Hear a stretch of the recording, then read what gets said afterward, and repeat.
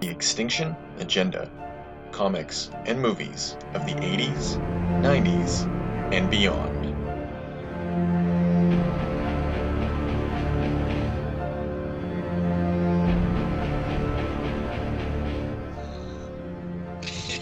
That's pretty all right. Oh, whatever, man. Yeah. Yeah. She's wall mounted right there. Cool. Sorry, guys. Can you still hear me okay? Yeah, actually. Okay, good. Yeah. I think I found my setup here. Yeah. Even if you're a little bit far away, like, who cares? It's whatever. Yeah. You know, the 20 people who are listening, they can fuck off. Aw, don't say that. They're our most loyal fans. They are. Actually, we need well, them. while we're on the topic, we got a new fan, which was on our YouTube channel, and we appreciate that she dropped a like in there on our video. It was a sex bot who specifically keyed into the 10-minute some odd mark when Dr. James referred to pussy. Which is, that's really wild. Yeah, I don't know.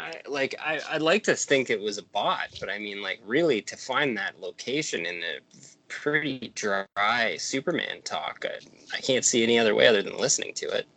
And in such a quick amount of time. And it's definitely a bot. It's like, it's scanning. Well, yeah, but maybe weird. it's like just like a dude that works as a sex bot, you know, like, and he listens to Superman podcasts while he's working. Oh, like his alter ego. Yeah. Yeah, it's like the typical like what you'd imagine a sex bot to be, kind of like a fat guy at a call center.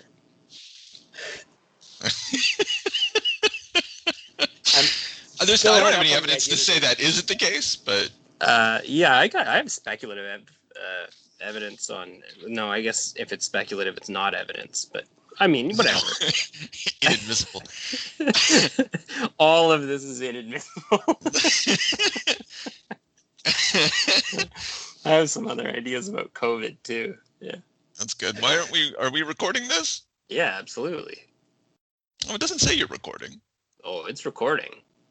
Yeah. You didn't get your legal Miranda rights written to you at the beginning? No. And shit. Yeah. Okay. Well, cool. So you guys, you shared that conspiracy pyramid. The conspiracy pyramid. Yeah, that was really good. I like that, Chris. Thanks. There's it's pretty accurate. It strangely is. Yeah. It like, if anyone who hasn't seen this, I don't remember the specifics, but it's like these are the things that are actually true, you know, Iran-Contra and shit like that. And then it goes up the scale up until, you know, I don't know, QAnon, you know, the moon, fake moon landing. Then like harmless but like fun, whatever. And then like I like how QAnon goes 2 brackets more fucking crazy than like the Sasquatch. Yeah, like the Loch Ness monster is still within the realm of, like, you know, you're not hurting anybody, and you could be correct. I fell asleep last night. I was just for fun. I was listening to like Coast to Coast AM. Ooh. Like I used to when I was a kid. So I was like, I'm gonna fall asleep listening to Coast to Coast, and I listened to a guy in Arizona who, you know, he lives out in the Arizona. I don't know. He lives out in the desert. And he, you know, he claims to find tracks and stuff like that. And they're just like, him and George Norrie were just kind of rapping about it. And, you know, it's stupid. It's fucking stupid. But, like, it was like the guy just sounded pretty normal. He just happened to believe there was a giant monster out there in the dark. And that's totally fair. It's speculative a bit. Yeah. I mean, those tracks are real, though. I mean, what are you going to say about that? Something caused those tracks. You can't deny it. Something left that shit and ate all those animals. So. What? Oh, sorry, I didn't know it went that deep, but. Oh yeah, well, you know, but he's like, well, if I had to think about it, it was just mountain lions, and but I don't know what's out there, you know. And it was really just like, it was just 2 guys talking shit. It'd be a chupacabra. Yeah, it was really charming. I found myself sort of chuckling about it, falling asleep, and then someone started fucking. Then some lady came on about the ancient Sumerians, and I was like, you fucking don't know anything. And then I fell asleep. That's peaceful, man. Yeah. But I wanted good. okay, so on this pyramid thing, Mhm. there was the anti-Semitic point of no return. Uh, and Sorry, it's funny, we were, not funny. no. Well, I mean, it's like it. I guess we were just asking, Funny to like, call it out so blatantly. yeah, and like, but is it the point of no return? I just kind of posed it in our little chat. Like, Right. is it anti-Semitism that they don't go? Because you can imagine someone just hating Jews and not believing that the moon landing was a fake. But it takes something else to get up into the rarefied air of like Hollow Earth conspiracy and all that shit. Yeah, and QAnon isn't specifically anti-Semitic. It's more just anti. Now, once you get into that So Protocols of Elders No, of Zion shit, Yeah, don't they think Oh, that very what are much. they? Can somebody give me a quick like a real dumbass breakdown on that? Like, I understood that this basically you believe that there's like a group of super rich pedophiles, led by essentially Bill Gates, who is doing some type of like world directive with like an underworld of like secret people. you got it. Yeah, That's it. That's all. they're Satanists too. Oh, sorry, Satanists. Yeah, no, they're also Satanists, but they're basically like they have a pedophile island where they go and like diddle kids, and then they come back and they control our world. Yeah. That's big. But then there's also the idea that Donald Trump is like kind of a savior figure who's rooting all this shit out and going after the key. So whatever. What's that based on, though? Nothing. Oh, It's okay. Yeah. Yeah. based on a deep belief that people can't be wrong about voting for Donald Trump or like believing that he was going to do something for them. And I talked about this before. Like this started in 4chan on a message board, maybe even 8chan. I think it was Yeah. There's like a snot nosed, blue haired, like whatever matrix troll that like is trying to like target my dad, basically. And Yeah, he came up with he this and nailed it. called himself Q, and he just said these really cryptic things about how like the oncoming storm, like they riffed off of some of early racist grandpa speeches. And anyway, it just caught fire from there, and then it ended up on Facebook, and now it's kind of writing itself. Is my understanding. Like that's like we've just described the basic core of it. But it's it incorporates anti-vaccination, incorporates pretty much whatever you want, whatever your little pet project is. It's amorphous and allows you to sort of suck it in. And it's like all a part of the baseless plot. fantasy, and it's like kind of like people just keep picking it up and adding to it. Yeah. Well, because it's like, well, I think of like Nostradamus. Like you can read whatever you fucking want into those cryptic statements of Nostradamus, and it's similar with Q. And like people like these people have Q parties where like Q dropped a new text. Let's think about what it means, and it's really like a Bible study thing too at the same time, and it's very complex. And Is it? Oh, well, no, it's not. But I'd say it's sociologically complex. It's anthropologically complex. But I mean, like, no, it's just fucking stupid, deluded people who are scared or something. Like something's wrong. But there's a lot of them, and so I guess that's it. There's so many of them. You can't just say that it's not complex. Well, if it makes your voting for Trump not just like a core act of pathetic racism, then I mean maybe that's helpful to a lot of people. Yeah, I don't think you're wrong about that. I think that's what we're finding in it for sure. It's that idea that the conviction that the person that they believe in is doing some good in the world, despite all appearances to the contrary. Look at Chris. Sorry, I don't know if you want to talk about this, but you've been struck by the blight of the Q. Oh no. Yeah. Well, you mentioned it. I don't know if it's something you want to. Oh right. Yeah. Yeah. Well, it's not huge, but my mother-in-law like recently just like she's very consistently make cryptic comments about if you knew what was really going on in the world and that sort of thing. But then I recently just figured out, oh yeah, definitely she's into QAnon. She's talking about the Wayfair stuff and like that whole angle. And Trump, Trump's not as bad as it seems, and he's really doing a lot of good, and just kind of piece it together.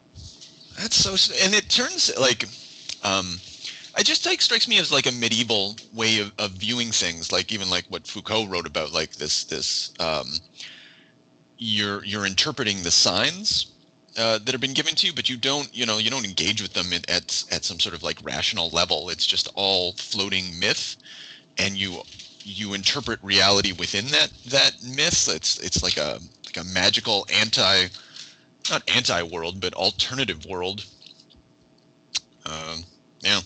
Yeah, it was very common too. I think about the medieval world in terms of Trump a lot, because there are a lot of, whenever the king did something wrong, it wasn't the king, it was all the bad advisors who were surrounding him, and that's constantly what you hear about Trump. Yeah, that's true. You hear that with all the kings. It's not the king's fault. Anyway, speaking of, unless there's anything more about this, we can go back in time to a to a time when vampires walked the earth. I don't know. Shit. Yeah. Jeez. That fucking sucked. Welcome to the Extinction Agenda, everyone. I'm gonna just sit on my porch for a couple seconds and shake off my goddamn segue here. Take a breath. So, yeah. That's nice. Yeah. So what are we doing here, guys? Well, yeah. I mean, like, I think that you need to go back as far as you can go with this. To a nice time in the plantation with Louis. Okay, so we should tell people what we're talking about. We're going to talk I don't want to do, actually, we should do them chronologically. We should do Near Dark, because I feel that... Is Near Dark technically older? It is, yeah. Yeah, 87. Okay. And I don't... I might be wrong. It is. It's Poe. Oh, okay. Anyway, I don't know if we're going to have as much to talk about with Near Dark as I feel we're going to talk about Interview with the Vampire, but I could be wrong about that. Well, we'll see. Okay, so I'd never seen Near Dark before. Me either. Yeah. I've seen it once. You'd seen it before? Yeah. Okay, cool. I remember liking it, but I remember being disappointed by the end too, and that bore out this time too. Yeah. 1987, Kathryn Bigelow. It's her second film. And yeah, I was excited because I really, even though I'm grossed out by it, Zero Dark 30 is probably one of my favorite films. I think it's a disgusting film for a lot of reasons that we don't need to get into, but I'm just really kind of taken with it. And so I wanted to see what early Kathryn Bigelow was like. It just felt like the cast of aliens just fucking around in a cowboy, western, vampire mashup show for an hour and a half. Yeah, it was a total shit show. I'm not even like, the plot wasn't. I'm not even sure what happened. It wasn't very linear, really. It was just kind of a mess. I mean, I guess your protagonist kid, he got bit on first he creepily stalked some poor so creepily young Caleb getting an ice cream cone. Say that again. He said, sorry, consent is definitely an issue in that scene. Yeah, he definitely when he got what was coming to him, So Caleb there goes after May the vampire and takes her out on a long night around the ranch or whatever, and then that's fucking but let's so he takes her to the ranch and he shows her his horse.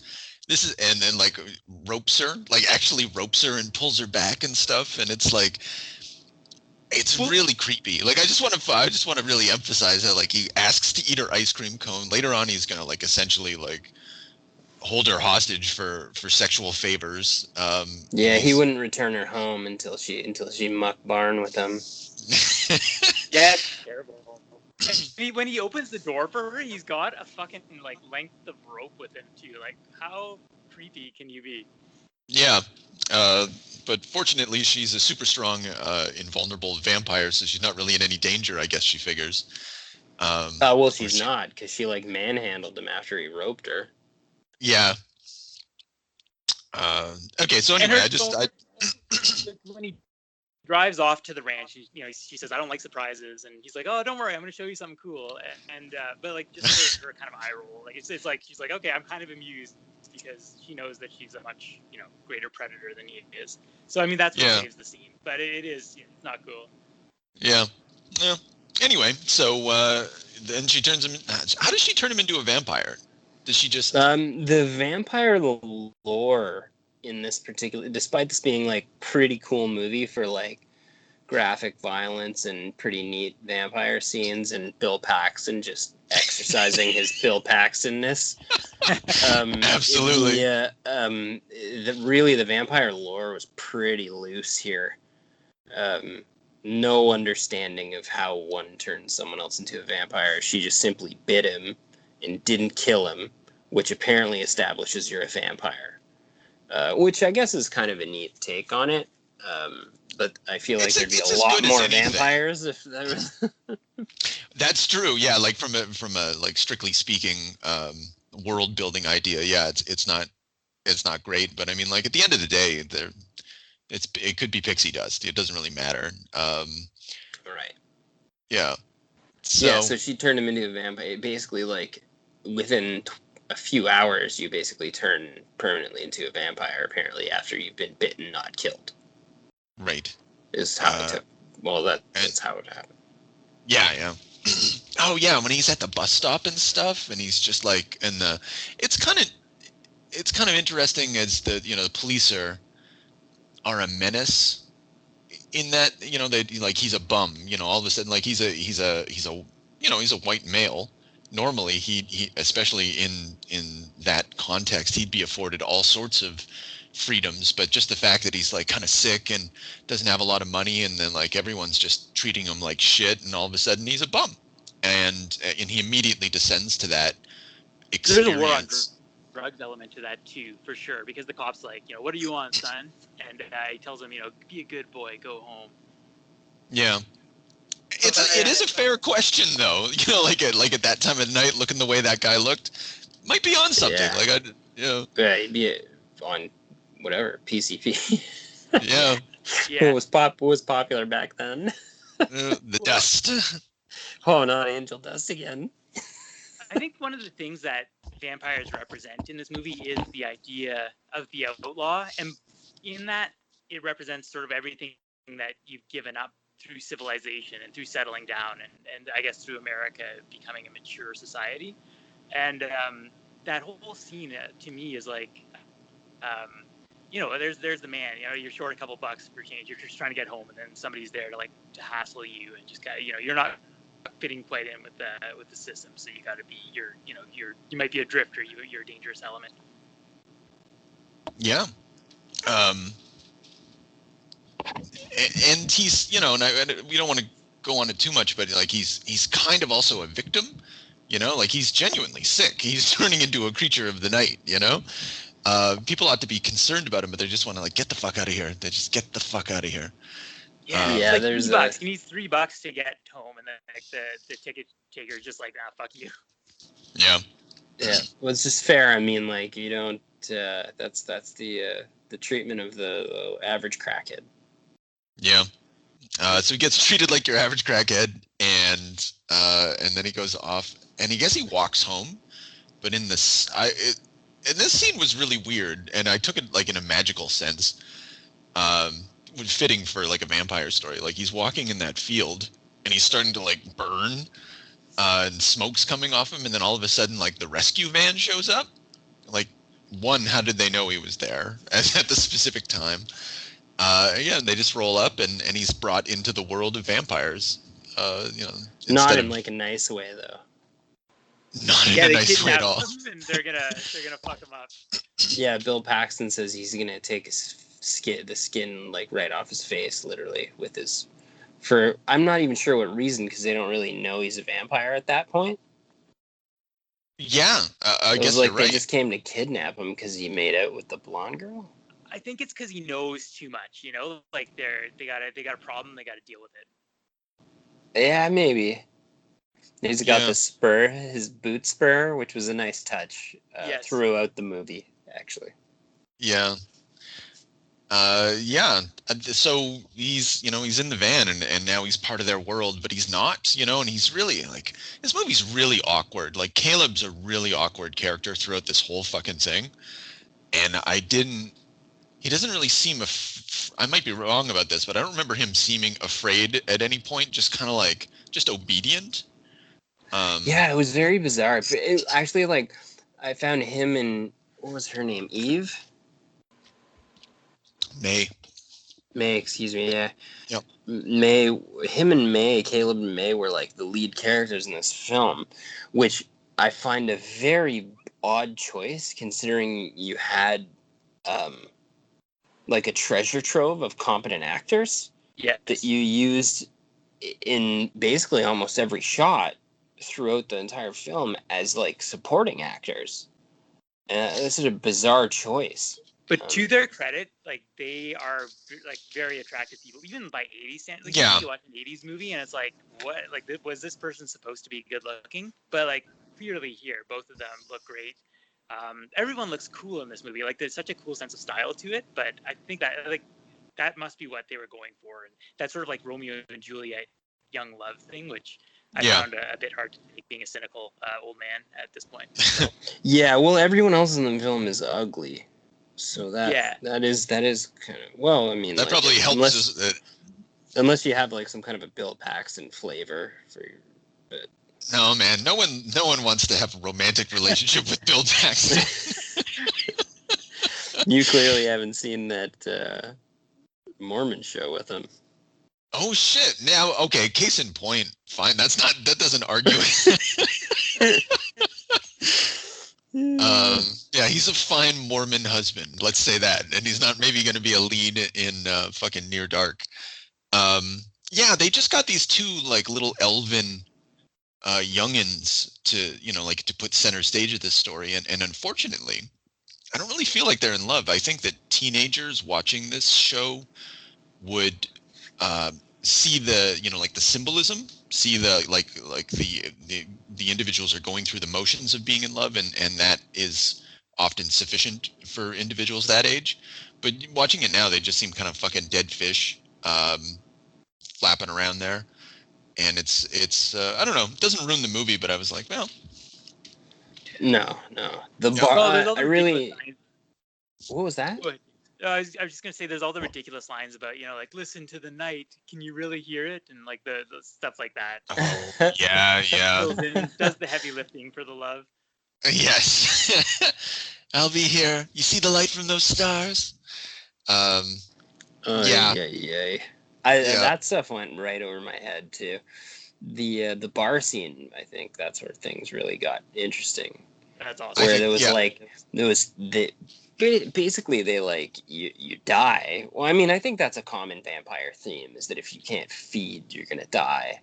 And there's like there's always a moral breaking point where like you just refuse to feed on humans or kill humans. And that's like, you could throw that old theme down the hallway on Twilight if you like, on our next film. Yeah, I don't actually. Maybe this is, and I do not know enough about the history of vampire fiction to know at this point whether or not it's become a trope, or whether or not in the 80s it's just something that begins to be a trope. I don't imagine it. Yeah, an Interview with the Vampire was written in earlier, prior to this, 76. So probably. Yeah. So, but I don't know if there's. Oh, go on. Sorry, go ahead. I was just gonna say, before that, vampires are basically soulless monsters, and the threat is more that you will die and lose your soul and not be at peace with God. But I think Anne Rice really brought out that this sort of struggle for humanity. Is Anne Rice's story before the Bram Stoker thing? No. Because I think Bram Stoker's Dracula kind of is like a humanizing story too. Like he falls in love, like, right? Yeah. He's still like, he's like obviously a horrific soulless monster. He's the soulless monster, right? He's the Dracula.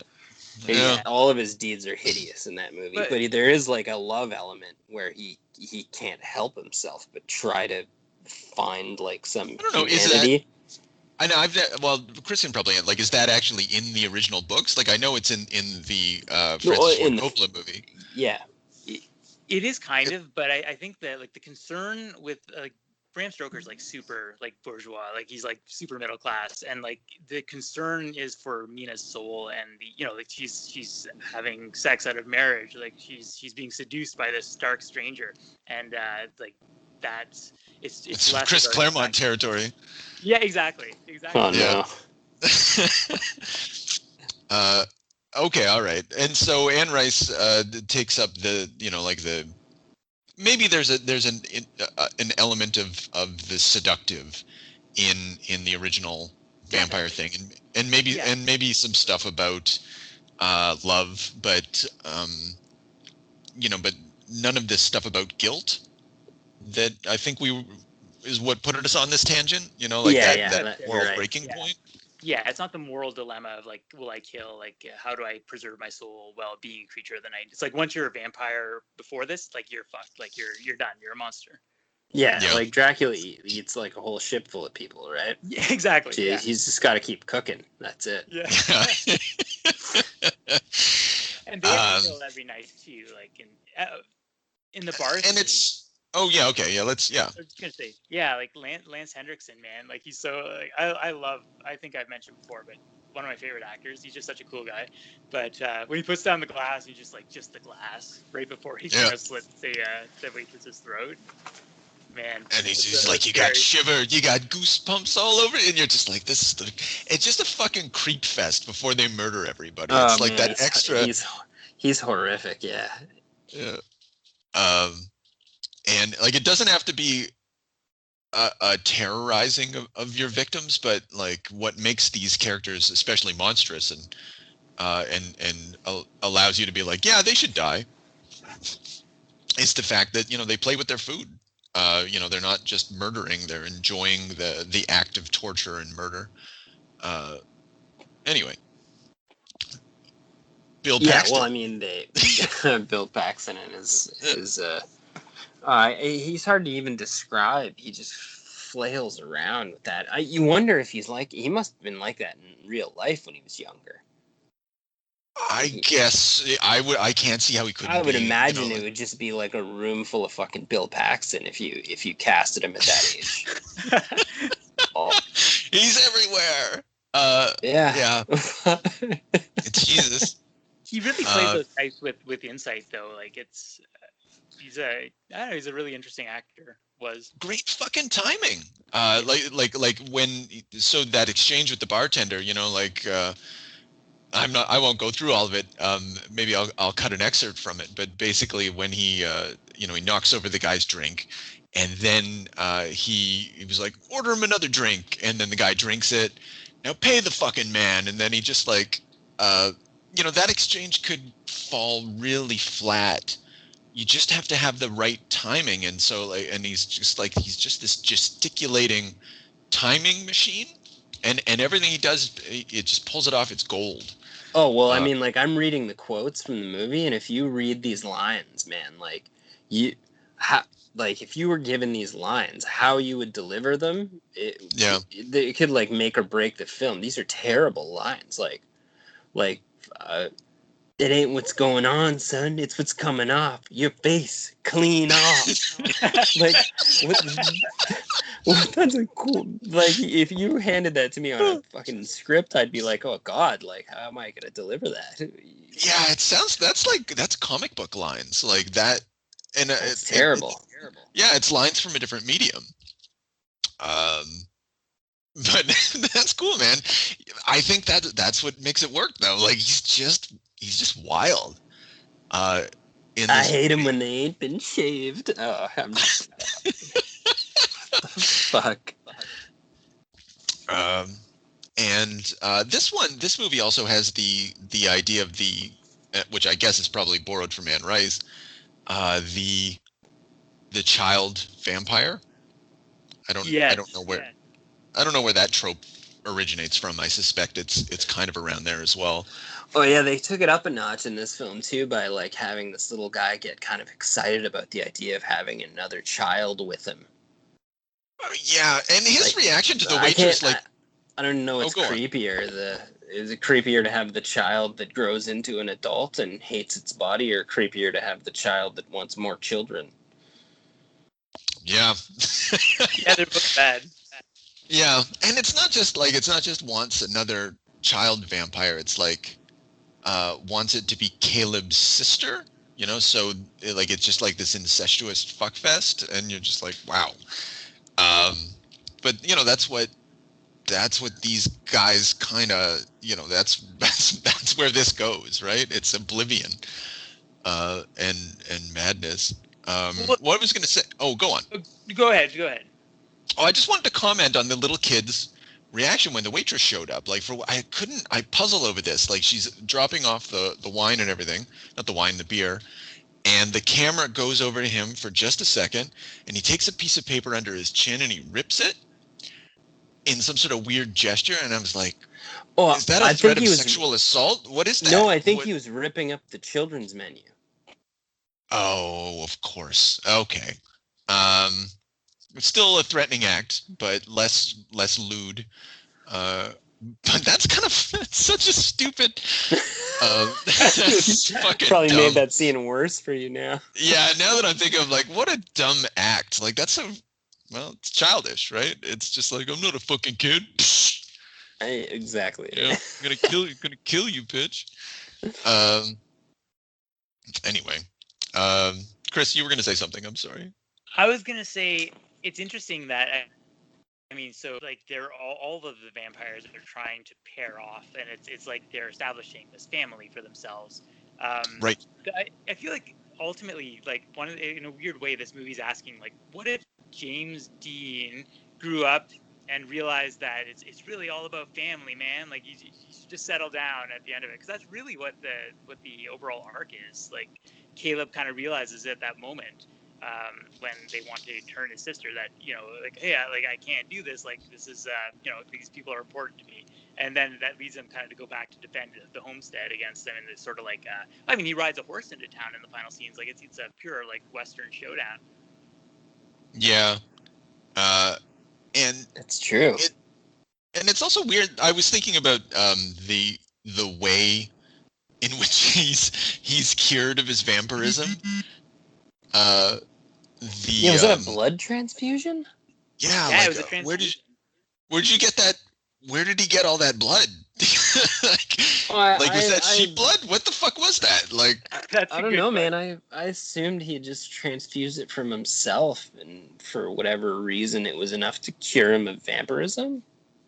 Like, I think they yeah, that was it. Like, I thought he put him in the barn overnight and got some sheep blood, and they're like, my boy's gonna be fine with sheep blood, and pumped it in, like, and did an exchange, for like, took all of his blood out and put new blood in, like a fucking car, changing the oil.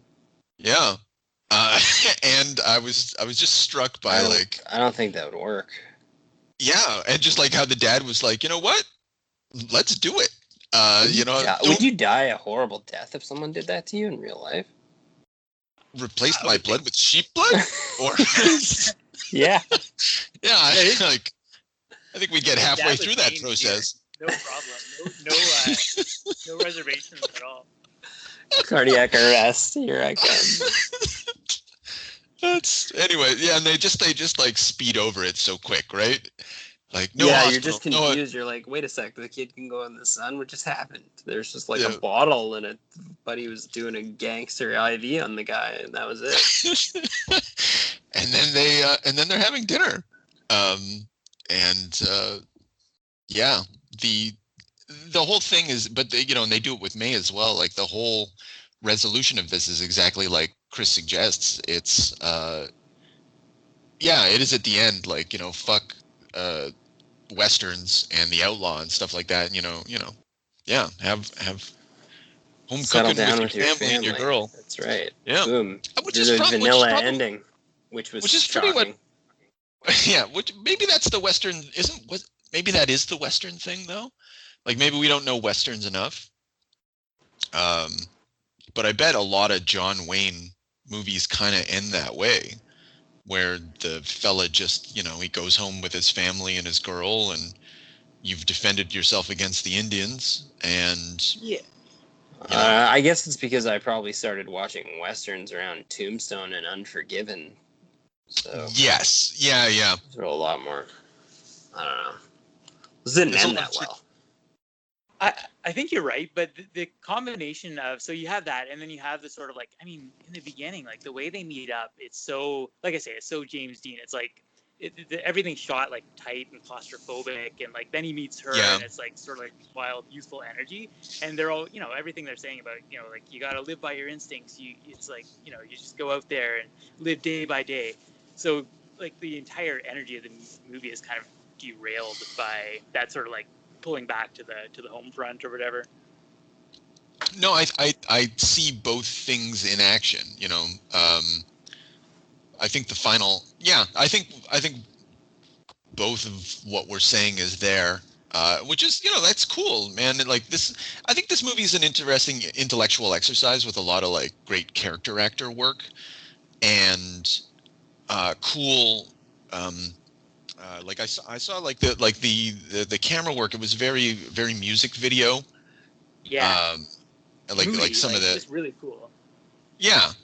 Yeah, it was so stylized. The makeup on Bill Paxton and in the final showdown, didn't expect that.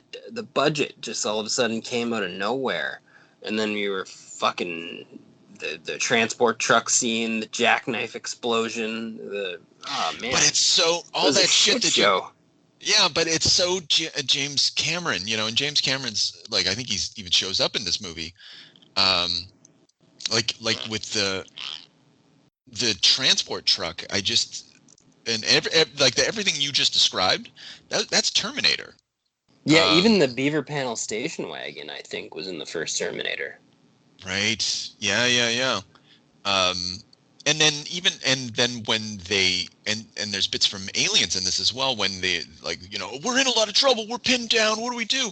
Someone drive a van into the room and so we can fucking load up and fire out. And Oh, it that was just all like, cool though. oh, it is all cool. Yeah, Yeah. but it's a testament to how cool this shit is. That it just like, you could regurgitate it, it's fine. It works. Yeah. One thing Aliens did not have was exploding vampires. I'll say that. I love that. That was a nice touch. I agree. Like when they in the final game of chicken or whatever. Just that they explode when they get caught in the sun. Right. Yeah, that would have been better. Probably outcome if the aliens did that. They don't come out in the night though, or the daytime, so there might as well be vampires. More or less, yeah. All right. But anyway, this was it was a 7 out of 10 on IMDb.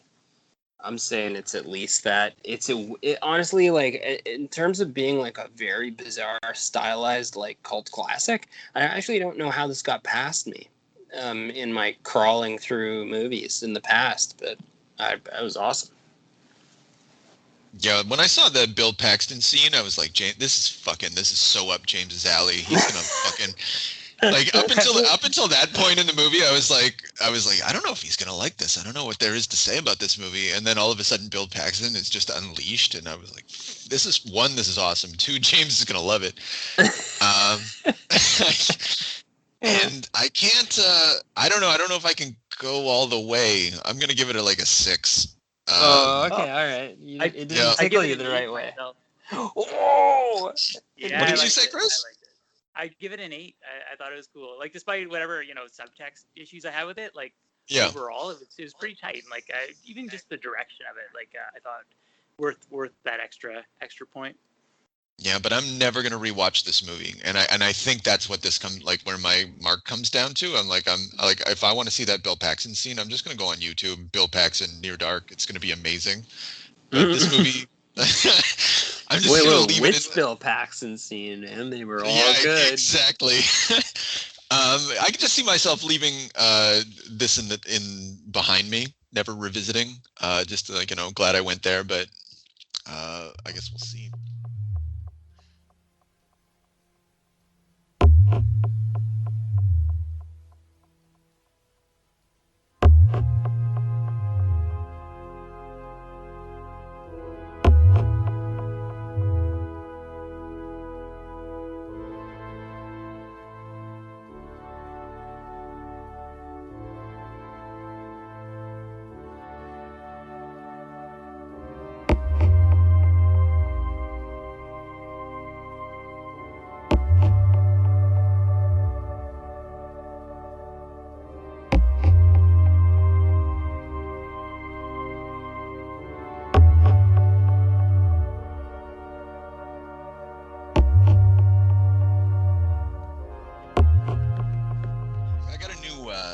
Dragon Ball shirt today. You did? Yeah. It's got Frieza. It's got two comic panels. It's the original Japanese. Like Frieza's on the top one, and his head's kind of down, like he's in his second form or maybe original form. And then Has he kind of got that helmet? Yeah, and Goku's beneath him, looking, and that's Anyway, it's awesome. I'll send you a picture. Oh, that sounds sick. Yeah, I got my T-shirt recently too. Oh, I got my Van Damme T-shirt. That's the coolest one I've got in a long time. What one is that? It says it's hard target. Lead like my lead. Oh, I knew it. Hard target? Yeah. Oh, you got the hard target shirt. Yeah, I went with that one.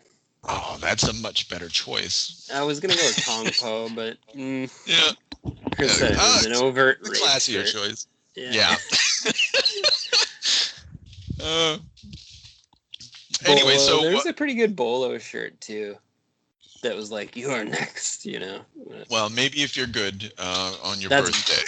Yeah, I mean, how many where you have to get all this shit on Etsy because only obscure people make fucking Bolo shirts anyway.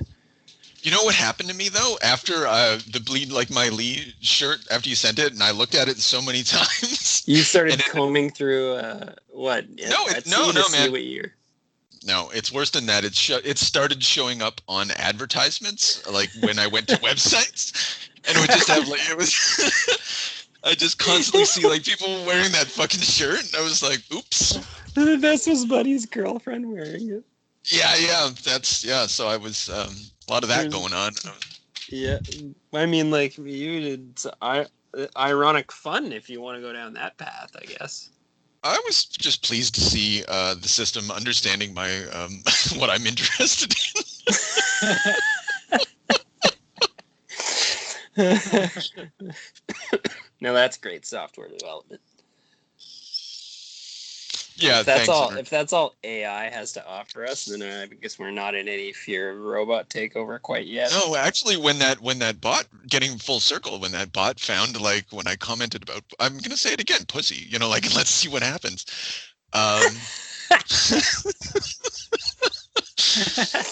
That's just so stupid.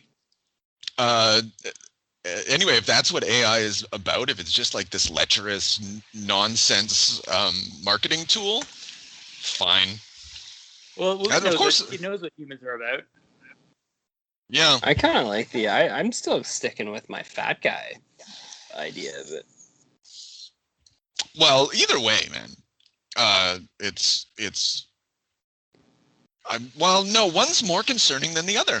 No, neither is really concerning. They're both really like underbelly-ish of the internet. Yeah, but like, it all goes back to like tricking boomers and bad porn. Yeah, it's definitely the it's definitely in that Venn diagram of all that shit. Jesus. All right. All right, time to fucking. Oh, wait. Okay, so you want a proper introduction? Interview with the vampire. Nice. I'm keeping my old one. Fuck you. I'm gonna put it on the blooper reel at the end of the episode. Nice. Okay. Interview with the Vampire, 1994. Brad Pitt, Tom Cruise. Finally, we get to talk about Tom Cruise. You've been waiting a long time for this. Yeah. This. I don't know. Okay, so had you guys seen it recently? Not prior actually. To this, no, or? not for a while. Right. I had never seen it. You'd never interested. I avoided it. Oh, I thought. Yeah, I thought it was gonna be, a big budget like vampire movie. I just thought, how could it be good? But dude, we were used to play Vampire the Masquerade and shit. Like I'm so shocked. That makes sense though. You were just like, it's gonna be a sellout, man. Too mainstream. Too mainstream, dude. All right, it was. I mean, $70 million budget. It was a big production. Yeah, did you guys know that Brad tried to drop out of this? Yeah, I saw that. Yeah, it comes up. it's like the thing that everybody, yeah, because he was filming it at night all the time, and he was just like, how do I get out of this? And they told him it would cost him like $40 million, so he just fucking they were cramming them full of fucking makeup, and then they were putting those contacts in, bugged the shit out of him. He could, and then the director was. Did you hear this one? The director was making them hang upside down. Oh, so that all the blood vessels would pop in their face and neck. And then they'd have the makeup artist paint it out, like trace it out, so that it looked realistic on the makeup. That's gross. And they just made them do it over and over and over again. Oh my goodness. Wow. Okay, I did not know that, and that really changes the fucking bullshit they went through. Holy fuck. This movie was not worth it. Can I say that? No. That's fair, yeah. I think you could have probably winged it without turning actors upside down on that. Yeah. You're like, oh, I'm committed to the process. You're like, okay. David Geffen, the producer, he wanted it to be like a Gone with the Wind for vampires. So, yeah, well, nailed it. That. Yeah. Yeah, it's the love story of the ages. So did you like it? Did you like this movie, guys? I gotta think about that for a sec. I love it. It was all right, let's go with it. Let's go with you love it. So that's just me though. I don't know what you guys are. I'm just gonna come out with it. I don't have any. I'm fond of this movie. Super fond about this movie, and I enjoyed myself watching it. I was like, but I was just shocked. Like, I was like, this is so gay, and I know and I know it's like something that I like to, just kind of pull out of films, queer subtext and shit like that. But this is it's not subtext. Needed. That's not subtext. No, it's text. Yeah, this is just man on man action all across the board, and you're like, wow. I think I enjoyed this movie. It was fun to watch. It was ridiculous. And I struggle with it because it's not funny that they're gay, but it's funny that somehow they don't seem to know, or like, I guess they can't say it.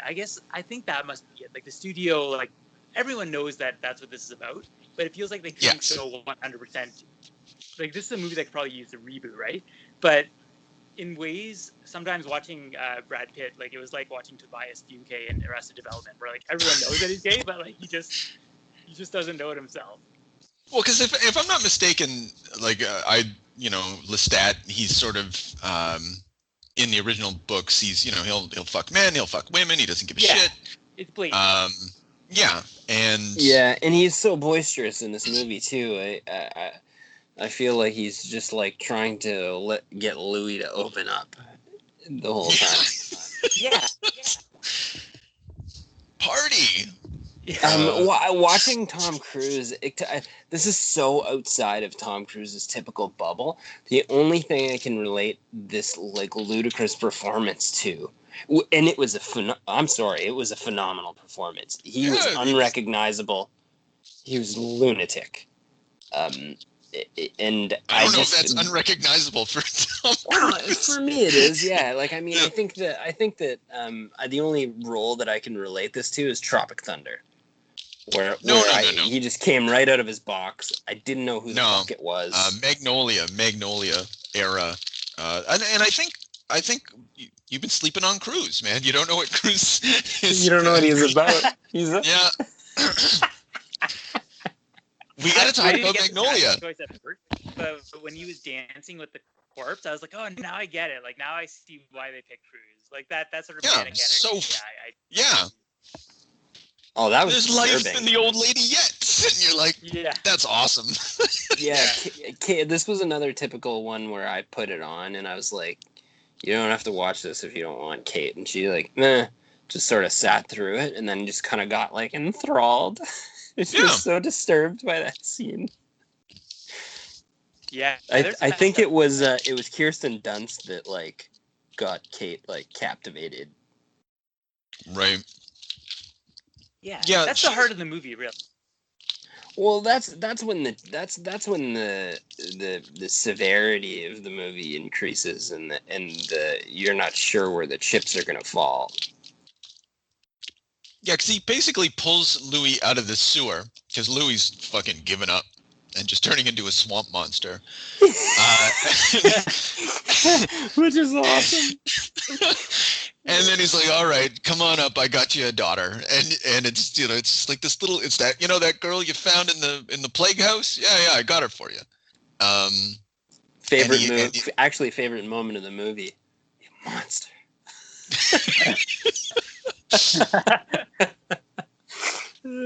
So poorly delivered. It's just like, I think Brad's really shitty. I don't think. Yeah, and I know he's not having a good time, and I know he can do some fun stuff. I don't know. I just thought he was delivering the overall soul. Like, Louis is losing his soul, guys. He's depressed. He can't fall in love with another great man at this moment, I think it's just those teeth. He's just trying to deliver those lines through those teeth, and it's just and it's just like it's not working. No, his character's so passive too. I mean, like he doesn't do anything really. He kind of like avoids doing. He's just like disgusted all. He's a fucking hot bimbo who gets like passed around over the centuries. It's fucking it's I don't know. He's out of all the like he's the main character, but like he kind of is just the thing that makes this movie kind of happen. And you end up watching Kirsten Dunst working. You see Tom Cruise doing his thing, and everybody else kind of showed up in this movie. Antonio Banderas was outrageous. Yes. Wow. Even that what was the actor's name that he was he didn't have any real talking parts. You talking about the mime Christian vampire? Slater? It could go either way. Yeah, not Christian Slater. Yeah, that's the guy I'm talking about. The mime vampire. The guy who was like goofing around with him in the alleyway, slapped him in the back of the head. That was the one guy I didn't write down his name, but I don't know. He was Stephen cool. Ray. Stephen Ray. He's a big actor. Yeah. There's just so many campy moments in this movie that don't need to be there, and it's weird, like those tones, like because you're going for epic, but like miming somebody, like I feel like they were trying to do something with the idea of seeing your reflection. Like vampires don't see their reflection, but this vampire is seeing another vampire, and it's a reflection. Oh shit! For a long time, but it's so dumb. I think it's just because Louis is so fucking dumb though. Like that, case in point. Sir, have a care, and what are you wearing a fucking top hat for? Stop it. Louis was living his best life at that time. It was him and his daughter. He's just looking for other vampires. Yeah, and then he when he kills everybody, that's fantastic. That was finally cool. Yeah, I like that. Come on, that was a good Louis moment. Brad had his acting moment, But that's like I get to jump on vampires, but. But that exactly proves my point. Like he's just not good at dour, but you like give him rage and give him kind of jocular. He's very good at it. But he's I don't know. He's like, oh, go on. Oh, I was just gonna say, like, I love Brad Pitt. Like, don't get me wrong. Like in most movies, I think he's a great actor, but just this one didn't work. Yeah, I'm watching Meet Joe Black right now. Just like while I eat lunch, it's like 2.5 hours long, and I'm just like, fine, I'll watch 15-minute chunks, every day. And some kind of punishment. I don't know. I'm just like, I get to see the Perv Wizard, and I get to see a young Brad Pitt doing his thing, and I don't know. I like that movie. It's funny to me. Oh, okay. It's not a good movie, but it's fine. I can commit to it at least, That's from this date range too. Yeah, I was just kind of curious. I was like, what else is Brad up to? Does he suck? And I was like, he's not so great. If you want to go Brad, you're going to go Brad 92 to 98 is a special time. He's just very charming. I think Chris, find me a movie where Brad Pitt plays dour and it works. And then, yeah, I don't know. I think I might be right about this because he's not. Was he Dower in 12 Monkeys? It's been a while since I've seen that. No, he's Mannequin 12 Monkeys. Yeah, he's Mannequin. Yeah. Like, I think he just needs to, like, if like you unleash him, maybe it's not the Dower. Like, it's just like the passivity of Louis is not. It's not like that's why Brad Pitt couldn't do this because he had to fucking sit still for so long and it had to be like stone cold. He's a guy that moves around like a. Like he's just like a documentary. Like he's like camera passing through the world of vampires almost in this movie. Yeah. Maybe The Curious Case of Benjamin Button. Oh shit! Benjamin. I fucking that movie. That sucks. But he's Dower in that, right? No. I don't know. I'm gonna fucking assign that movie if you ever fuck with me. We're watching. Don't you dare! You're gonna be watching the assassination of Jesse James if you do that. But yeah, Cynthia and I make fun of that movie on like that's a joke between her and I. Benjamin. That movie's a fucking shit show. I don't even know what possessed him when he read the script, or him and his agent sat down and they're like, "Oh, you're gonna be like a weird and little it's a fucking Fincher movie. Anti-aging baby." It's a Fincher movie too, though. Like it's Fincher, super stylish. I didn't even know how did Fincher become great when he shit the bed so frequently in the beginning of his career. He's got to have somebody up on high. No, fuck off. That's so wrong. That opinion's just super wrong. No, not his first. Maybe it was his first one. If it was, like, their case, if that's disproven. What is? No. Before that, it was The Game, and there was something probably before that. But there was The Game. Alien 3. Who gives a fuck about Alien 3 though? I'm just saying, like there's not a lot of good. You are just talking. You're giving us. You're giving us the fucking President Racist Grandpa special here. Yeah. That's how you're handling this. Okay, let's focus, gentlemen. Okay, Interview with the Vampire. So fucking our Antonio Banderas. We mentioned him briefly, but like, this is the first kind of. I don't think he's generally. I think there was a period when Antonio Banderas was like cool. I think this is squarely in that range. You're right about that. Yeah. Don't leave me hanging, guys. Up until probably about 2000, where Antonio Banderas had some cachet. Yeah. What do you mean? Would you feel like Antonio Banderas lost it? You think he done fell off? Maybe around Assassins, perhaps. I guess I'll. Wow. My only question, dude. When's like, I don't know. So I don't mean to do like name a movie. Name a movie where he's cool, and like he's can't. Still cool. Okay, well, we'll always love him, man. This ain't about. Okay, I'm just saying. You're throwing him down the well in Assassins. Okay, 1995, fair. Desperado, same year, right? Desperado is cool. Yeah. 1 year after Interview with the Vampire, but then he had a bit of a dry spell there. But then we're talking about The Mask of Zorro, 98. Oh shit, that movie's rad. 13th Warrior, 99. You're still not, but that's still over. Wait, hold on. Play it to the bone, 99. Don't know that movie. The boxing movie with where he fought Woody Harrelson. It's a great movie. Original Sin. No. Nope. No. Any takers? Frida, 2002. Once Upon a Time in Mexico, 2003. Does he play a cool guy in those movies, though? And then he's Puss in Boots. I mean, I feel like that carried him for a couple of years. Into 2007 or so. It was a cool character. Okay, yeah, that might be the end. Okay.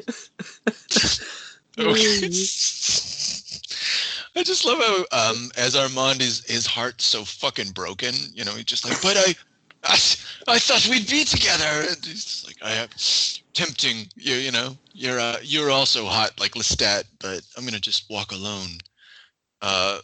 Do we know what happened to Armand? No, I mean, he survived and went on. I'm pretty sure what Armand, with his like epic heartbreak, he just didn't have anything to tell Louis. Louis thought there was like a big fucking thing going on here where he could be like, I'm a gajillion years old, and Armand was like, I'm the oldest vampire I know, and I got a pervy play going on, and like you can hang in my dungeon if you want. And he was like, this sucks so bad. Like Louis was so sad, man. Yeah. I did like the idea that like he mentions that like a lot of vampires just kind of lose it, like they just kind of give up and like lose touch with the times and end up basically killing themselves. So I think he's there to kind of show the long game. And I know in the books, like there's a whole book devoted to him. Like he's a big character, but yeah, it's a brief appearance in this. Right. Yeah, and he doesn't die. He just sort of moves on. He lets Louis get rid of his people, and he just sort of does his own thing. Yeah, and we're left to not really consider him anymore. But also not really wonder either. Yeah, He's gonna be just fine. Well, I guess you're gonna find him like Brad Pitt in this movie. Not Brad Pitt, like Tom Cruise. Sorry, Lestat. You know, when he finds him and he's just in shell shock, he can't cope with the lights and the sound and the noise of modernity and all that shit. But what is it? I guess what this movie is positing, though, is that like modernity and one's ability to reflect the times is a measurement of one's feeling of guilt, a Christian moral guilt, and if that's the case, I don't like. That isn't how one observes modernity. It's not like it like guilt doesn't give you insight into the modern condition. Well, I don't know. Maybe that's my position, and I don't know. This movie takes a different position. Yeah, that's not how Louis feels. Yeah, I think it's tied more to like Louis just being an American, like being part of the new world, whereas like Armand is part of that old, stagnant sort of aristocracy sort of thing. Yeah, but they all latch on to him because he feels so much. Yeah, he's a heartbreaker. That's exactly. Yeah, he's a brooding heartbreaker. Yeah, but more than that, and I'm circling back to my point. Like they also say, I need an anchor into the times, and so like this ability to feel and be anchored in the moment. Like you don't really need that to enjoy going to McDonald's. Like. And to like having lights around you and using the shitter, like this shouldn't scare them. It's a weird conceit. Well, in the end, it didn't really. Well, for Louis, but at the end, Lestat. No, for Lestat. But he only comes back and suddenly knows how to fucking drive because of the love. Because of the love, and he's just, I need you. Louis. Whining. What accent is that? Like, what are you supposed to be? What is this? Oh, he goes in and out of his accent. Yeah. Well, I just feel like he's an old, like he does Irish kind of well. They like far and away, he's a good fighting Irishman kind of character, if I remember. And I just assume that they went that route because that's what he can do. But I know in the books he's supposed to be French or some shit. There's just so many good. Like going back to the start, we haven't really touched on.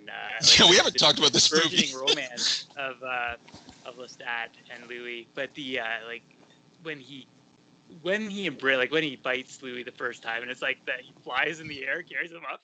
It's like it's a Spider-Man upside down kiss kind of moment. It's No, amazing. not wrong. Wow. And delivered without like, and it's the only thing that delivers that is the music, and the music. I don't know. It's just like it. Yeah, I don't know. It just kind of sits there. You see it happening. It's more embarrassing. Where like they just don't. I don't know what to say. Like thinking about the Spider-Man upside down kiss. Like the camera's on it, right? Yeah. And they can't have the camera on it because one, it's two men, but it's also like the exchange of fucking blood, and like it's violent, transgressive sexuality, and so they just like they film it at a distance and with lots of spinning and it's Well, they did that with the I feel like the poodle scene. Oh, I love too. that. Thank you. When for Lestat goes and drinks the young boy, the little young fop out in the woods, and then Louis shoves the old fat woman over the log and just starts eating the poodles. and then he's shocked, like, oh, go on. He becomes filled with rage and starts smashing Lestat against trees out in the woods. Well, after Lestat just like breaks that fucking old lady's neck, you had commented like in our chat, like, I like the violence of this movie. It's a proper amount of violence for dealing with vampires. It's akin with what we saw in Near Dark. Right, exactly, for violence levels, for sure. Yeah, but like you guys are saying too, there's so much like grandeur being attempted with the costume design and the sets and the bizarre acting and it's like a stage show almost, and then they're coupling that with like camp, and then you're getting these horrific scenes of ultra violence in between. The movie is almost just like unto itself. I would have a hard time even fitting this thing into a genre. Go on. No, you're right. Just the melodrama, like you don't see that, especially in the 90s, like that level. But the scene where Lestat comes back and he's like playing the piano and like the curtains are billowing, revealing him, and he's just sitting there like it's such a like consciously showy moment. I watched it with Julia and she was like, "This is the most melodramatic thing I've ever seen." Yeah, but it's very arresting though. Like they come around the corner, they feel they got away with it, and there he is. Like, and it's the music you've been he was a playing bad before. Boy, Louis. Yeah, no, Claudia, you've been. Anyway, it's in my mind. Sorry. Yeah, but it's the music that he was playing prior to his murder. So it's just like reality. Like it's like you thought you got away, but like this drumming in the background, it's still here, and it makes it all the more menacing. It's like when you. Well, it's exactly like when Claudia cuts off her hair, and then it's suddenly back, and that's a moment of horror for her. I think it's mirrored by Lestat's piano playing. Yeah, that's fair, but the way it's shot, like just the way the curtains are billowing, it's just like it's ridiculous. Well, the whole fucking movie's ridiculous, man. Like, and they have to hide his makeup and stuff like but also show that he's there. It's a fucking. Maybe it's visually garbage. Like, I'm not going on the fucking. I'm not taking a bullet for this movie. Let's be clear. Well, and they killed him so horrifically. Yeah. What is it about vampires that when you set them on fire, they start climbing the walls? I think that was an awesome scene. Yeah, that's cool. I wondered how they filmed it, to be honest. Oh, I kind of wondered.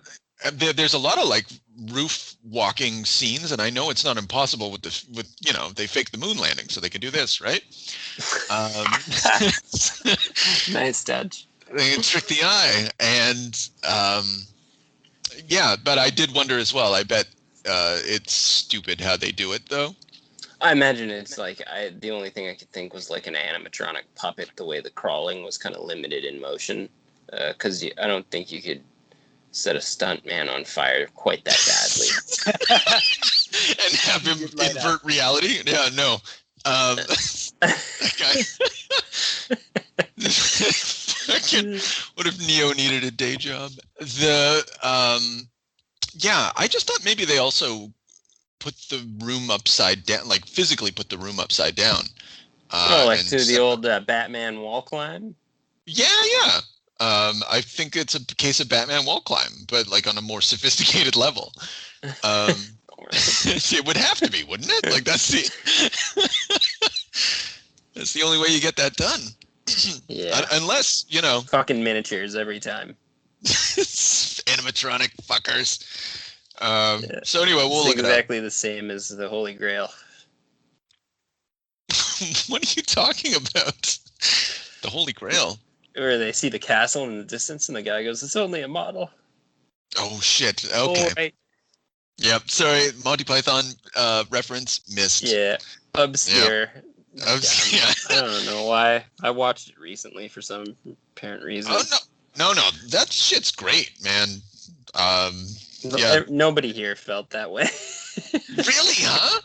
No, fuck off, man. That stuff's hilarious and smart. Yeah, he didn't like the bunny. Well, it's not for her. You know, like, you gotta be a teenager and see that shit. Maybe smoking pot a little bit, and then like that's the perfect sweet spot. And you're like, I get it. Actually, you know what's funny about that movie? I'm starting to appreciate the ending the older I get. How does that end? Where they just everyone gets arrested. Yeah, see? Great, man. I hated that when I was growing up, and now I just find it even funnier. I don't know. Because of a crime that he committed at the beginning of the movie. You know, like he murdered someone. And then they always cut to like the cops, you know, investigating and shit like that. And then they just like, they crack the case, man. Time to arrest. It's perfect. How the fuck else you get in that movie? Anyway, so clearly we don't give a fuck about Interview with the Vampire. You're just so dark about Louis. Yeah. Oh, is it my fault that this movie fucking sucks? It doesn't suck. Wait, okay, but what about Christian Slater? No one talked about Christian Slater. He was there, and he recorded some talk. He was interviewing the vampire, right? It's true. He is the interviewer of the vampire. Vampire. The best performance. Well, Tom Cruise, okay, yeah, but like other than him, he did a good job of the interview. It's fucking, I don't know what to say. He was the guy that they called in at the last minute, apparently, and you know, and he fucking did the job. And like, he's Christian Slater, and he's charming as Christian Slater. You know, like I like to watch him do things. Like, he's good on film, but like he's not doing much. He's just like, he's for reasons actually. Well, I guess I'm equating him with his character in this instance, like the character of Daniel. I don't know if he's named in the film, but that's his name. Why the fuck do you want to be a vampire? You just heard that whole goddamn story. He's like, no, I must be a creature of the night. And you're like, well, that was dumb. And he ought to have been murdered or worse. Well, I guess maybe worse is what happens to him. Yeah, his name's Malloy in the movie. But yeah, you didn't think that narrative added anything? Like, I semi feel like it could have been. Oh, the framing device was really great. It was great because as a framing device, it's fine. But we're not like, Christian Slater is not the framing device. He just is the framing device is the interview, and the interview aspect of this movie is really smart.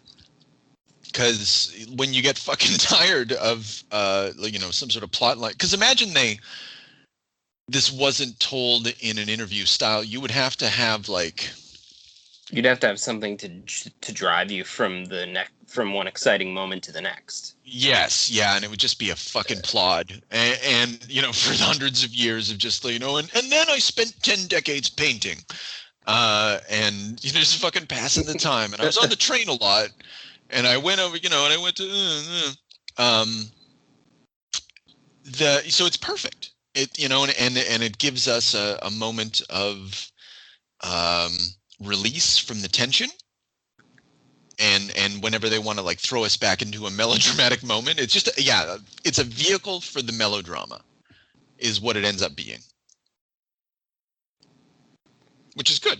I mean, that's what makes this movie good. It's just like, it does feel like there's some like form of attraction there too, like, I mean, and then it kind of sets up that, like, again, you were waiting for me in the alley. Yeah, exactly. Yeah. You're waiting for me in the alley. Exactly. Yeah. Like that sort of thing. Exactly. It's like, it's sort of like this encounter that has to take place like out of But that's all in the dialogue, you know, like you don't feel it between Christian Slater and Brad Pitt. Like it's just not there. Well, the Oh, it's chemistry- there. Remember? Do you like death? No.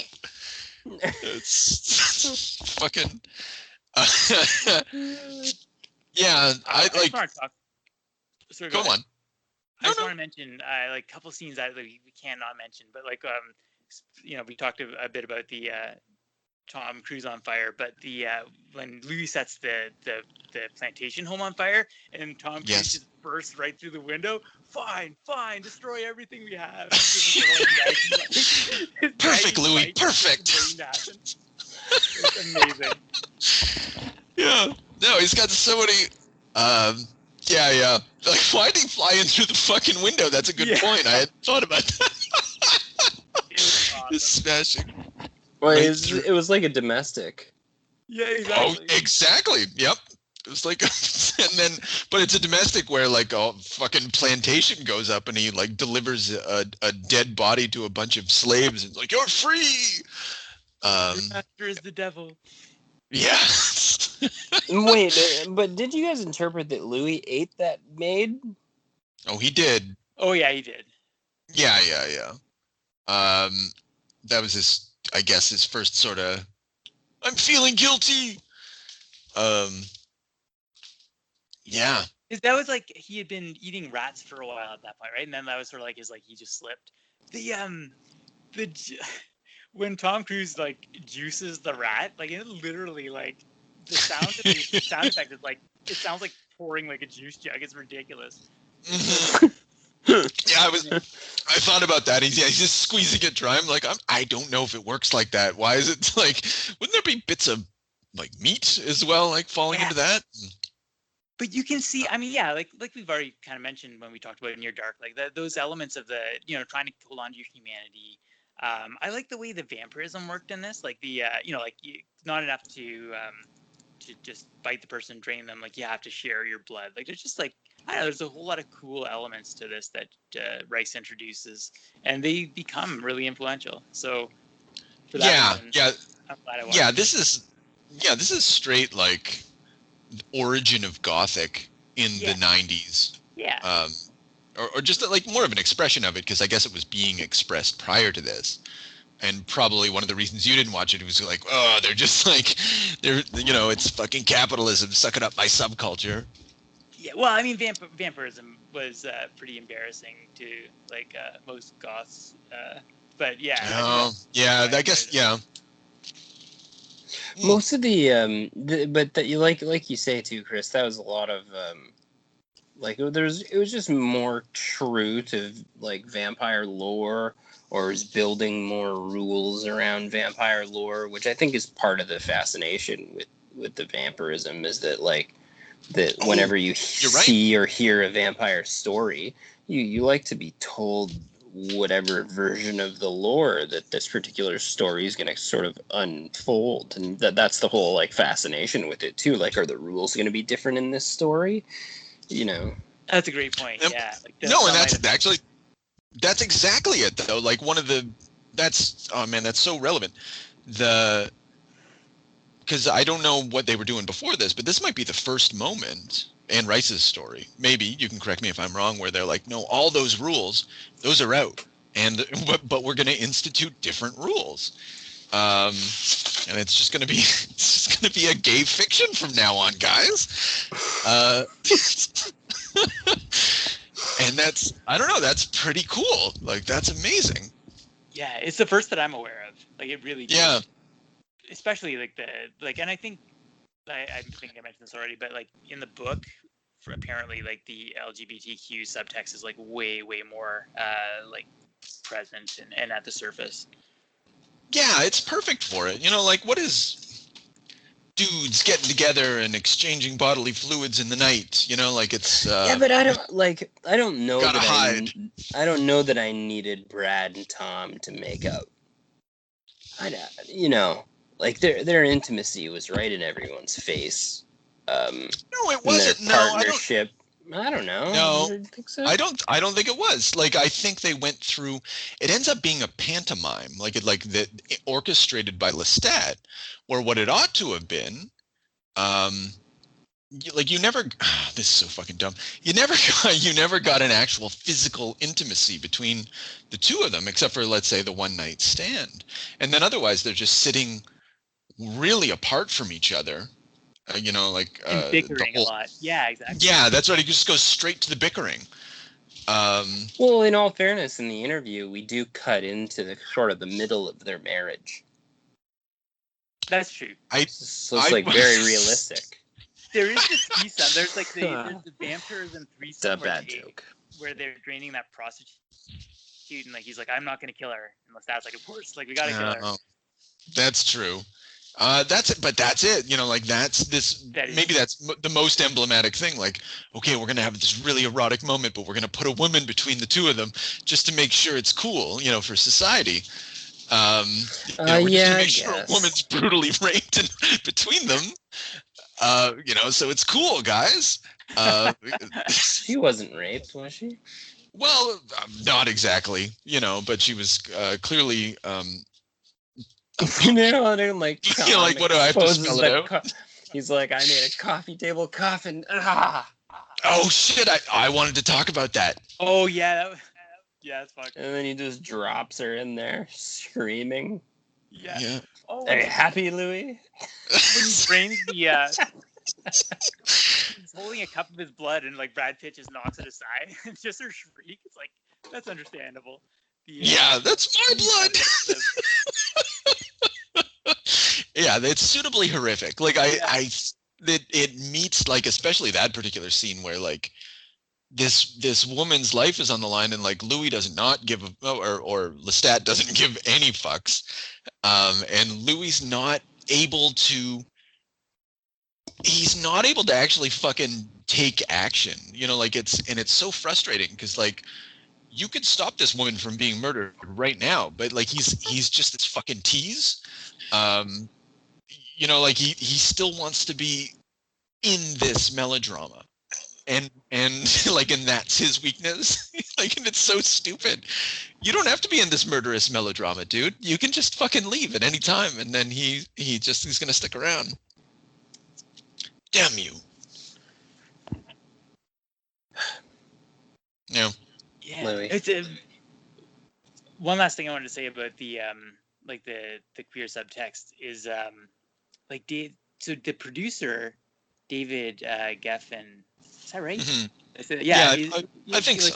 He came out in '92, which is really interesting because he wanted to like. Oh, wait a minute! He came out like out of the closet. Yeah. Oh wow! Okay. Yeah. So he's gay, but I think that he wanted to, like, there's a reason he wanted to put money into this movie, but at the same time, like, he was worried about the subtext too. And I think it must have just been a moment in like gay culture. Like, maybe that's just the best they felt that they could get, like in the 1990s, like after, there were horrific depictions of gay people in the 80s. Like, there was but this is from the fucking director of The Crying Game. Yeah, exactly. And that movie's not. I don't know. I haven't watched it recently, but it was pretty. Like, I watched it, let's say, like 5 years ago. Like, it felt pretty legit when I watched it. And it went some places, that this movie's just afraid of. And it's fair. Like, at the end of the day, capitalism wins out in this movie. I think it's the money, because it was like 60 million, right? Like, if you're putting up that, even if you believe in the message, like, you're. I guess it must have been a lot of money to put up and to. It's a lot. Like, apparently, it's the equivalent of 300 million today. Yeah, exactly. Yeah, it's crazy. Oof. Yeah. Well, yeah, and I guess I don't know. I mean, like, for that time and space too, to have that kind of box office success and popularity, and still get some of your like subtext across. I mean, maybe that's just like a compromise for the time. But I watched this when I was 14, and I didn't think these guys were gay. I'm over my head. Really? I watched this. No, I watched this movie like a ton of times. Like, I was like, okay, well, it's like dudes, whatever. But like, it's not. They're friends. I don't know. They're just special Yeah, friends. well, they're not special friends. No, Louis You know- fucking hates him. Yeah, I just didn't see it from the perspective of someone who had been in the relationship for a long time, and I was like, oh fuck, like of course, like I haven't watched it since then, and I was like, Jesus Christ, it's all on the screen. Yeah, I don't know. Okay, my point is that I guess adults watching it. Yeah, I guess adults watching it, but it's not really. That's not where your money is in cinema. It's teenagers going to the theater. Like, hasn't that always been the case? Like, isn't that? Well, like, yeah. I mean, that's what made Terminator 2 get fluffed, right? Mm-hmm. Because I mean, say what you want. Terminator, Oh, it's like the all that great shit. action movie. It's the pure monster action masterpiece. It's 14A.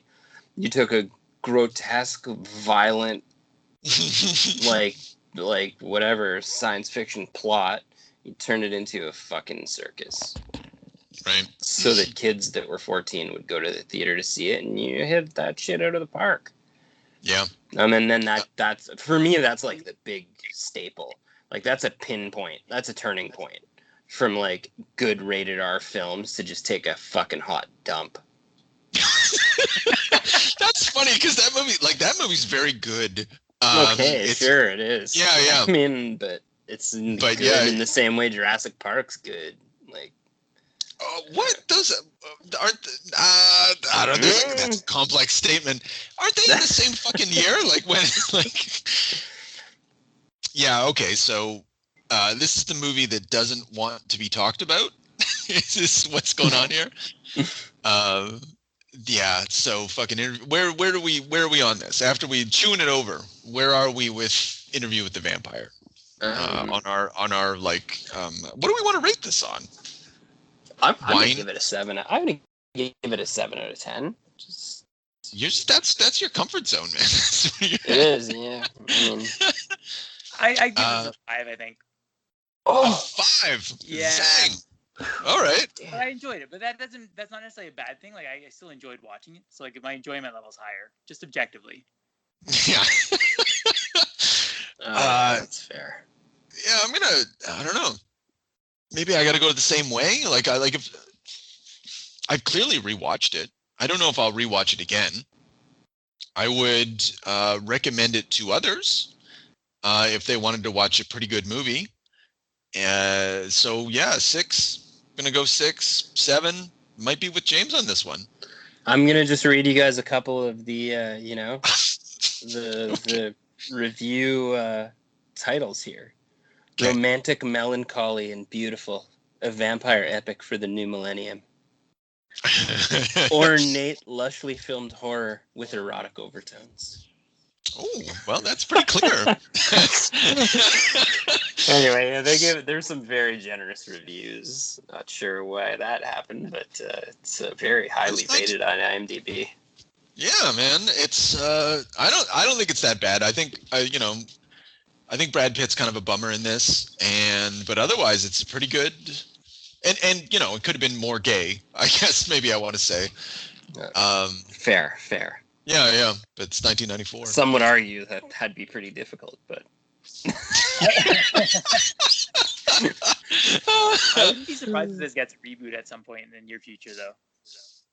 Oh, it's ripe for it, but I mean, like, I think. Oh, actually, I haven't seen the Twilight movies. I just feel that. No, man, I don't know. You it's so tough to do a hard R movie right now. That's true. What was the rating on this? Was this an R movie? It was R, was yeah, it? Oh God, Jesus, God! Yeah, okay. I was just wondering. Yeah, it's just like it's just a horror fuckfest for the adults, right? But the kids show up because they want to like see the horror fuckfest. Yeah, all right. Yeah, I don't know. Do we want to? Let's just leave it at that, I guess. I think so. Yeah. Horror fuckfest it is. Keep going. More surprises. Oh, yeah, big surprise. Huge surprise.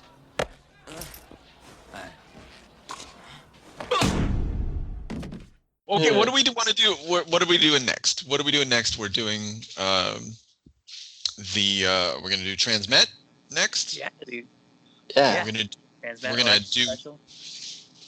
yeah, because there's an election coming up. We wanna celebrate American democracy, and yeah, we're gonna do it by reading a British author's take on fucking gonzo journalism in the future. Fantastic. Mm-hmm. Now, all we need is a little energon and a lot of luck.